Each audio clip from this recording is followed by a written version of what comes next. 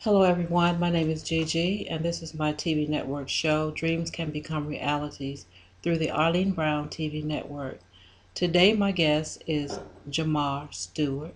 Jamar is also an author, entrepreneur, and hopefully one day, if his dreams become realities, to become a pastor. Is that right, Jamar?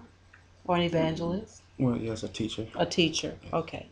Jamar, I'd like to talk to you about your book, The Truth About Angels. Correct. What inspired you to write the book, The Truth About Angels, and what does it entail?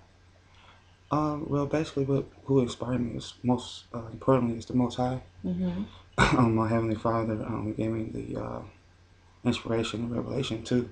Mm-hmm. like my wisdom down on paper that I've been learning throughout the years Mm-hmm. of just immensely studying and researches and investigation. Mm-hmm. Also, my mother, Brenda Stewart, who's always encouraged me, Mm-hmm. um, and my fiance, Carmen Williams, who as I was teaching her wisdom from the Bible, Mm-hmm. she encouraged me that I had mastered that and I needed Mm-hmm. to express that on paper. So Mm-hmm. from that, I began to write The Truth About Angels. Wow, that's very interesting because I read the draft of your Right, book, right. and ladies and gentlemen, it's very deep and it's very controversial, and it gives a lot about all kinds of things, from angels to Anunnakis, and we're going to talk about that, Yeah. to our actual being here, what our purpose is in life. And this young man is so talented. I mean, you've got to read his book when it's published, and I will make sure that I keep you posted to let you know where it's going to be, and what website it's going to be on. Jamar, let's talk about, in your book, about, the Revelations, for instance.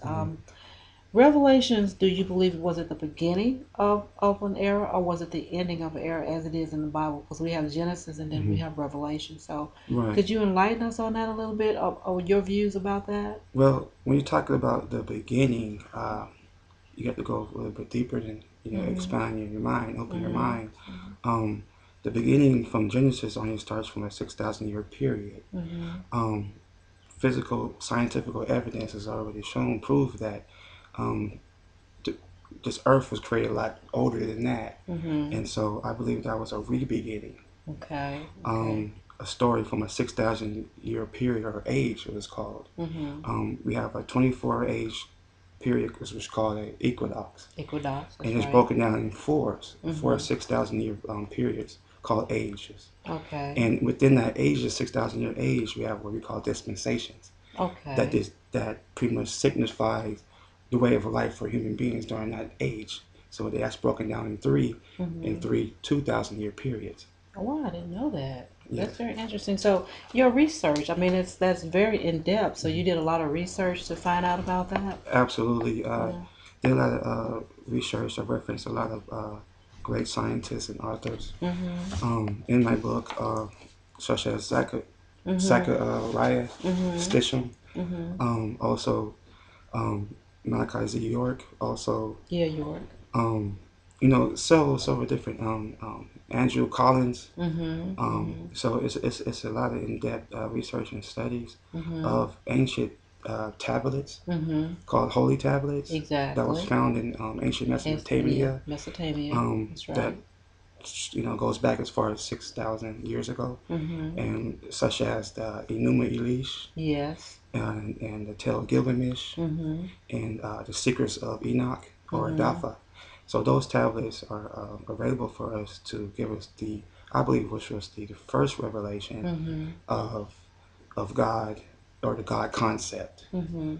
That was a more or less Hebrew, history.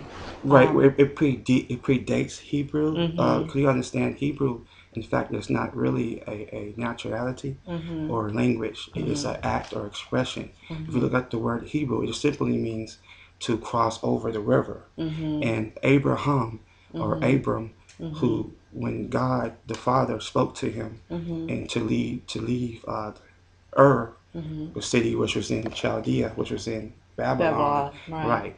right, to leave to go to Canaan. Mhm. Um, he was not a Hebrew. Mhm. He was a Chaldean.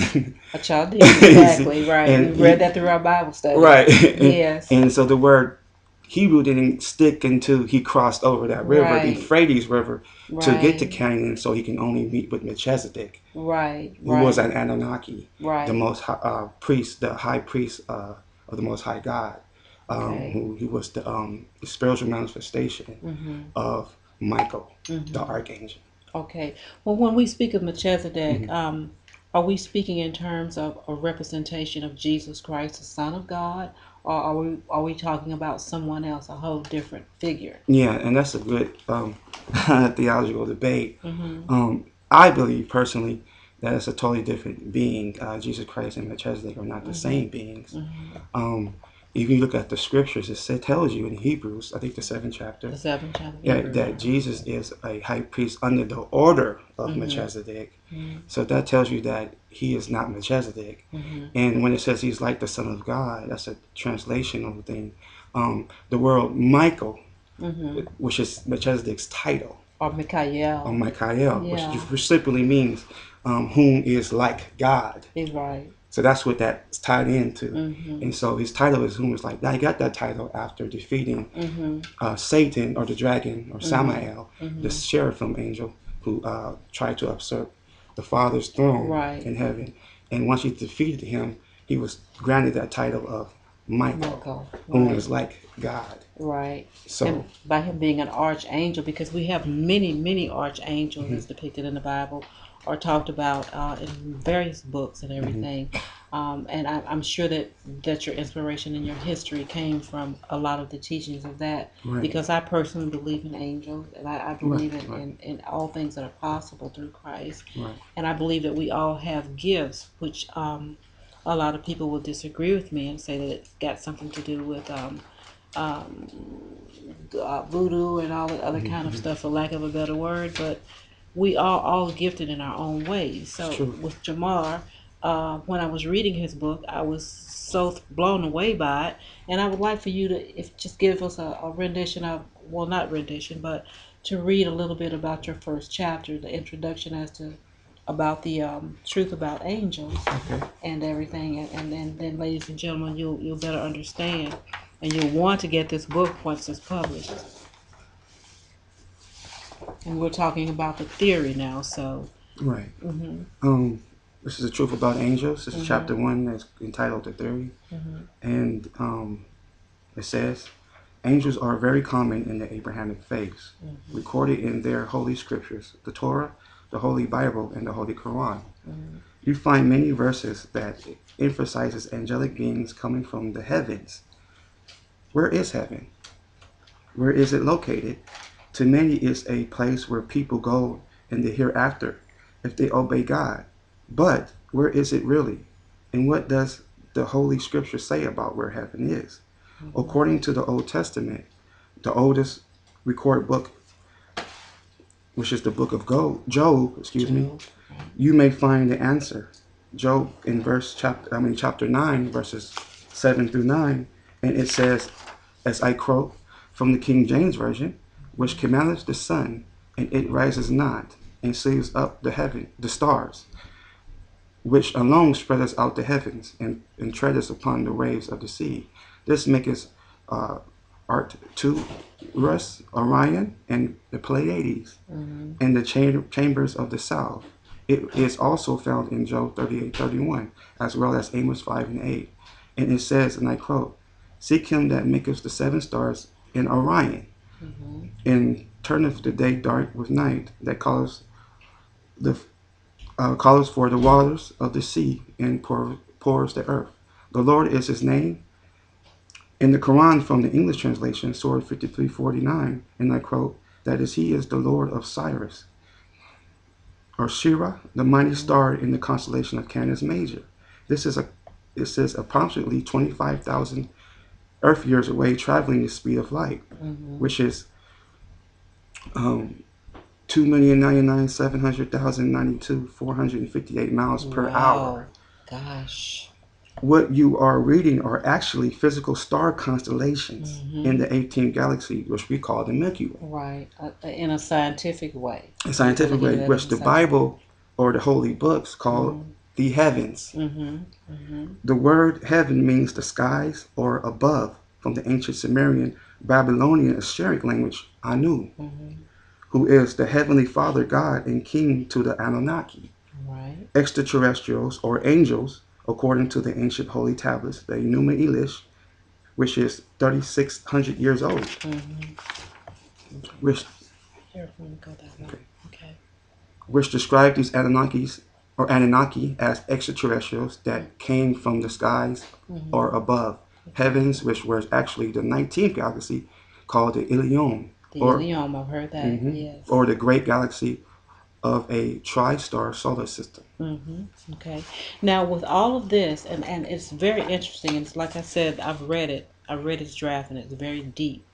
With all of this, how much of a scientific value would you put on your history, and how much of a real life, a true story, going back in time, would you base your history on? It's like half and half, or more so in the past history that you actually gone back and you really detailed and researched all of this information. If that makes any sense to you, how much of it is what you believe in, how much of it is a scientific way, you know? Oh, okay.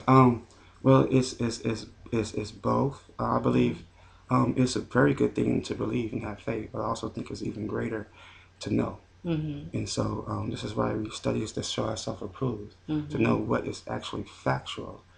Facts are your friend. So for the last 10 years, I've been searching and researching information in the Bible and outside the Bible Mm-hmm. to find out these evidences and these resources that are Mm-hmm. spiritually from spiritual books and Mm-hmm. also that are scientifically already proven Yes, facts. yes, So, yes. Because it was like so much. I've watched shows on TV talk about the Anunnaki, which we'll right. talk about in a moment. But parting the Red Sea. Okay.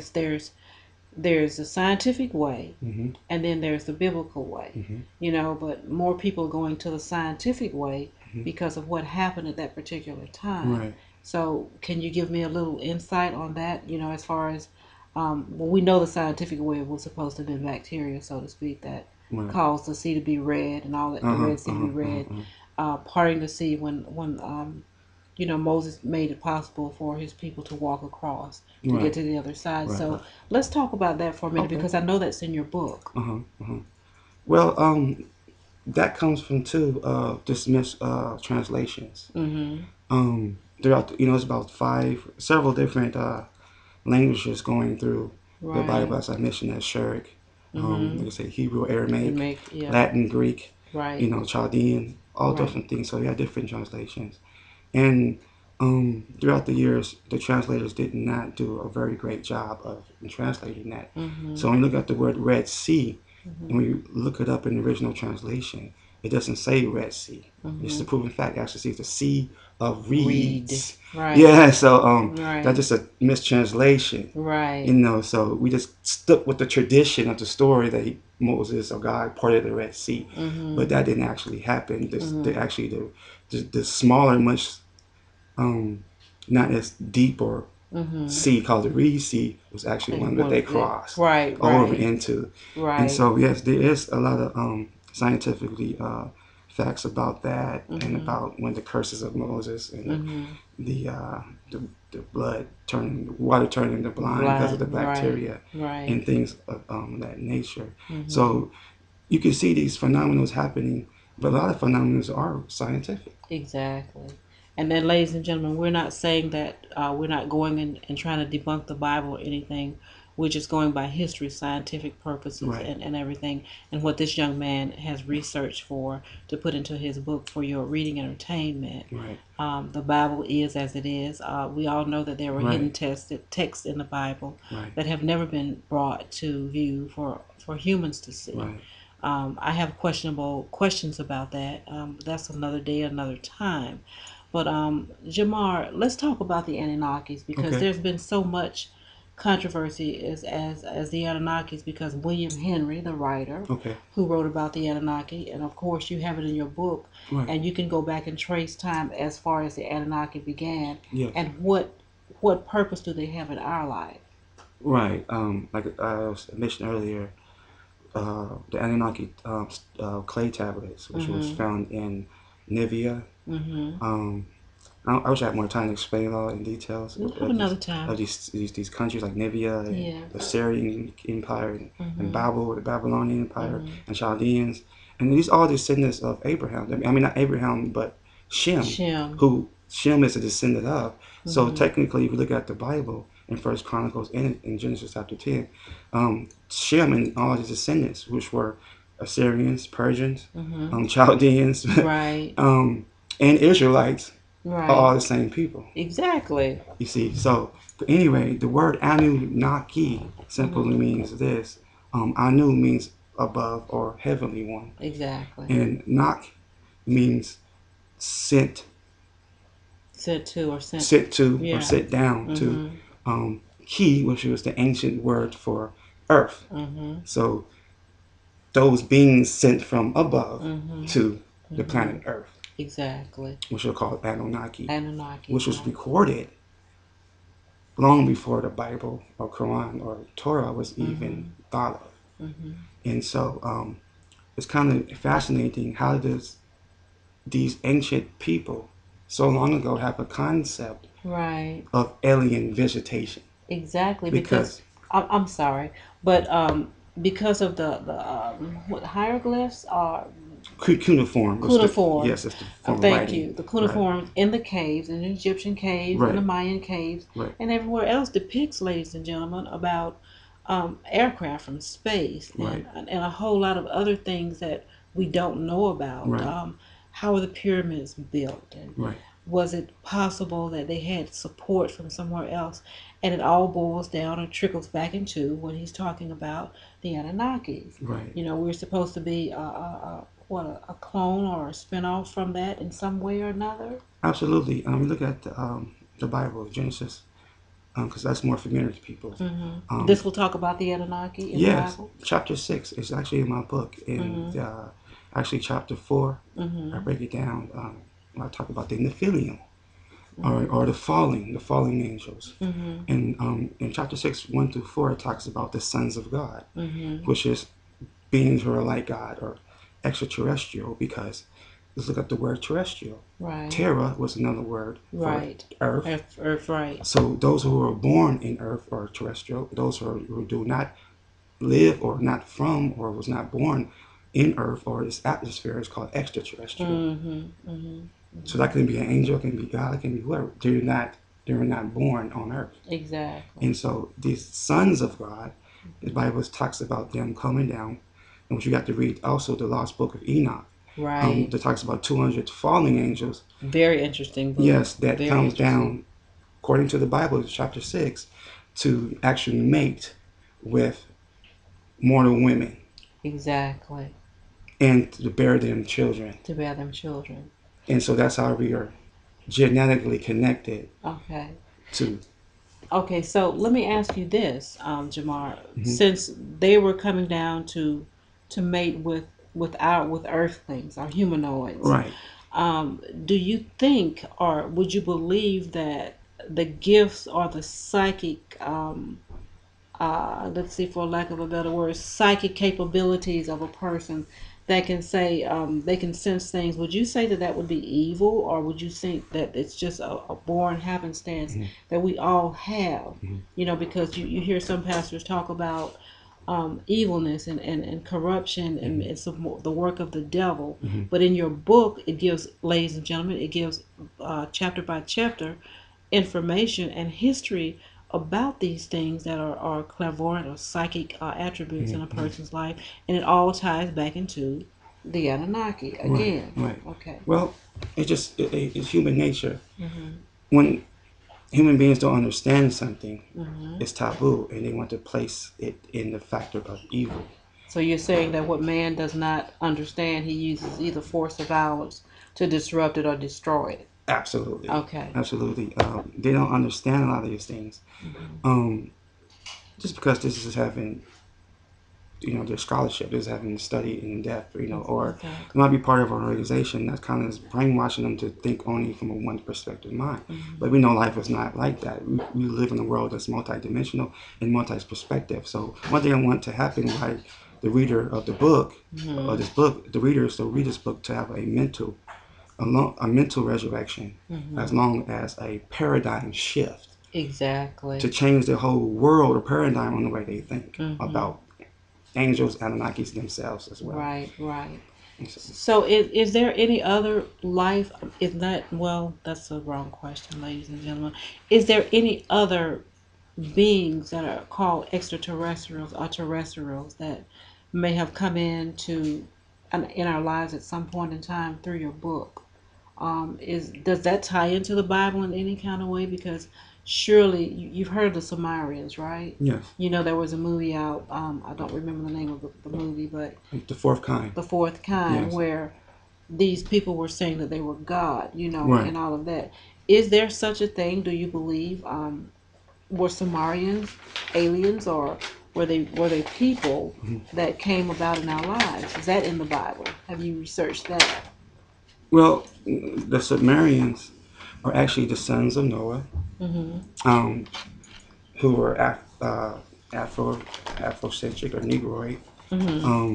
That after the flood, they transferred from being on the ark from Africa and to Samaria, which is in Iraq. And that's how they got there. And they was encountered by these extraterrestrial beings called the Anunnaki, who taught them civilization, culture, agriculture, astronomy, and such. That's why there was masters of astronomy and so many different scientists. As well, the same story happened in the Egyptian. These same beings were called to the Egyptians the Neter. The what now? Neter. Neter. And that's what they called their gods. Okay. So their gods, see, because we don't understand it, they were not made up. They were actual flesh and blood extraterrestrial beings who were more superior in knowledge and intellect, that taught these pyramids of people about how to live civilized. Well, with all of this that we've talked about so far, the progress in our economy, the progress in the products in airplanes and helicopters and all that. Do you think somehow that ties back into the Anunnaki and the cuneiforms that were discovered once upon a time? Absolutely. A good history of that is in modern day history, in World War II, of the Nazi regime.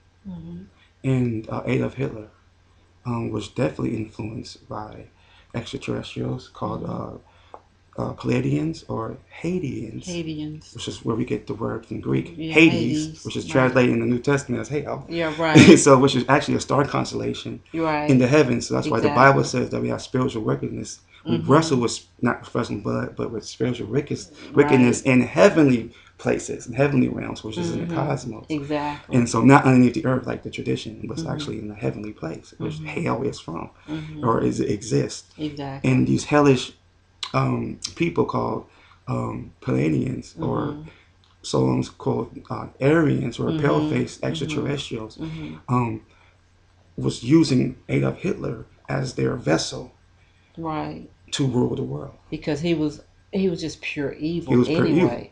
Yeah. And so evil. Once you see these extraterrestrial Palladians, once you lose your soul or give up your soul to them, they now can embody you. Right. And so then now they can use you for different things. So this is how they was able to come up with different technologies way before anyone else in the world. Just like the jet plane, rocket jet. It was America or the United Kingdom did not have those technologies, submarines and things like that. Exactly. And they first had the knowledge of a nuclear bomb, the atom bomb. And so we get all that from them, because remember Einstein was German. You're right. Very intelligent man, Einstein. Yes. And so this is all influenced by extraterrestrials. And I do believe that. You mentioned Melchizedek. Yes. Let's go back on that for a moment, because it's mentioned in the Bible something about a white manna stone. Do you remember that? Some people think that with Melchizedek, that white manna stone had something to do with you being anointed or something. I don't fully understand that. So do you have any knowledge about that? The white manna stone, that was supposed to have some kind of spiritual recognition, with that stone or anything, because Melchizedek was referred to as Jesus, right? Or a god. Or Michael. Michael was Right. God. Yeah. The Archangel Michael was God. Yeah, because Michael was being worshipped way before Jesus. Jesus was. In Babylon as the deity Marduk. Okay. The same deity. Yes, it's just a stone that came from the heavens. Just like the Kaaba of the Muslims, they believe that box, where the asteroid hit there, where they say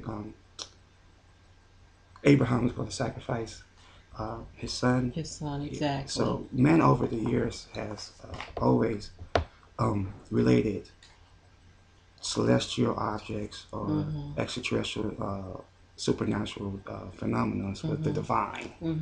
And so yes, there is something divine about that, about Melchizedek and the stone. But it's sort of like with the universe, it's like a matrix, I guess, for lack of a better word, or a circuitry board, like on a computer, the motherboard, where everything ties in as above and so below. I remember reading that in your book, and it all ties back into, again, ladies and gentlemen, the Anunnaki, and the archangels, which he wrote about in his book. And there are so many. How many did you? I can't remember the numbers, but in your chapters, there's hundreds of thousands of them, but there's recorded of 200 of them that fell. And so the numbers is not actually. I don't really know exact numbers of them, but there are thousands of them of Anunnakis, or we call angels. See, the word angel or an angel didn't come into Judaism, which was before it became the elder of Christianity and Islam, into the ancient Persian society. They had a religion called Zoroastrianism. The prophet Zoroaster was the one that introduced winged deities to them and called them angels, because they used to just believe in many gods. But that prophet said there's only one God, and then he restructured it. So all the other gods are archangels. Archangels, right? Because God has already said that He's a jealous God, right? So and there's only one God. Judaism picked it up when it was in Babylonian captivity for 70 years, and they still reside there after they was freed by the Persians. Like we read in the book of Esther, they're still living in Persia. Right. All their information came from other societies. Other societies, yeah. Everything was because these people that were writing this stuff, they were creating their own scenarios in the places and times that they existed or they lived. So therefore, everything was poured over into a book of words, and from that it transferred and made history. Exactly. Yeah. So we can look at that, but I'd like to know more about the Anunnaki. And I hear that you're writing. How many books have you written so far? Well, I'm on my third one now. He's on his third book, ladies and gentlemen. And like I said, we're going to keep you posted for this young man. And how can they contact you? Do you have an email address? Or I know your website is still in making right now for your book, and your book has not yet been published. But we wanted to make sure that we made note of that, so everyone out there can read what this young man has written, because it'll really blow you away. You'll go and you'll have a second thought about things that you've always wanted to know about. Like I've seen, and people will say maybe that Gigi is just kind of like off the chain a little bit, but I've had the opportunity to see a UFO. What I saw was a UFO. I've had an opportunity to be someplace and can't remember where I was. I'm not crazy, no.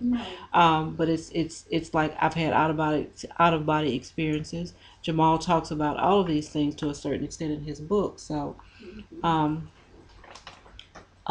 would like to know more about your second book or your third book, and when you come about. So let these people know how they can contact you if possible. Okay, contact me by email at youngrev, which is spelled YUNGREV .Stewart, STEWART, 115 or 115 at gmail.com. Okay, and you got that, ladies and gentlemen? You want to repeat it one more time? Rev. Spell it again. John Rev. Young Rev, yes. Young Rev. YUNGREV .Stewart, STEWART, 115 at gmail.com. And ladies and gentlemen, I do so hope that you contact this young man, because like I said, his book is a dynamic book. It's mind-blowing. It gives you insight on the past. It gives you insight on the future. And it all ties into the universe. And he's an exceptional creative writer with so much history. And I really appreciate you for being on the show today. And this is Gigi again, and my guest is Jamar Stewart. His book title is The Truth About Angels, and he is the son of Brenda Stewart, one of my previous guests. And Brenda, she's the one that wrote the play, A Mother's Heart. So, ladies and gentlemen, I thank you for coming for tuning into my show today. I thank Jamal, and again, dreams can become realities. Broadcast through the Arlene Brown TV network. Thank you, Jamal. Okay.